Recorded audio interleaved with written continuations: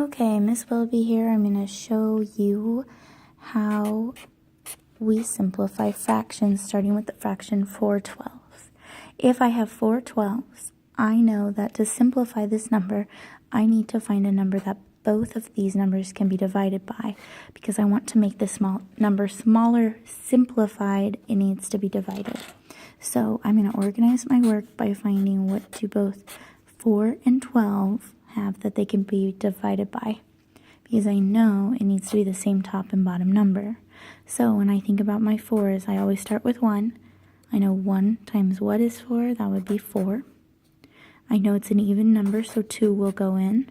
2 goes into 4 twice. And when I have a double here, I know that I've listed all my factors and I'm done and can go on to 12s. Now my 12s, I always start with 1. I know 2 will go in because it's even. I know 3 goes in. And I know there's no numbers here between 3 and 4, so there's nothing else to try. I'm done. So I've listed all of my factors. Now I need to find my common factors. What do they all have in common? Well, they both have 1s. They both have 4s. And they both have a 2. So, now that I have all my common factors, I find the greatest common factor. Out of 1, 2, and 4, the greatest of those numbers is a 4. So now that I have the number that they can both be divided by, I divide both 4 and 12 by 4 over 4. So 4 divided by 4 is 1, 12 divided by 4 is 3. So my simplified fraction is, I know that 4/12 is equivalent to 1/3. Another example would be the fraction 7/9. 7 and 9 are the two numbers I'm finding factors for. So when I think about 7, I know 1 will go into it because 1 goes into all numbers. 2 will not because it's odd.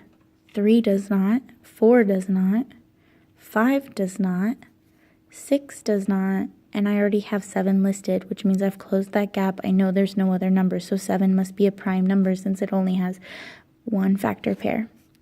Here with 9, I know I'll start with the 1. 2 will not go in because it's odd. 3, however, does. I know I can do 3, 6, 9. That's 3 times.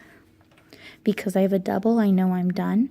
So I've listed all my factors. Now I have to find what they have in common. Well, it's pretty easy to tell when there's so few factors to even look at. That 1 is my only factor.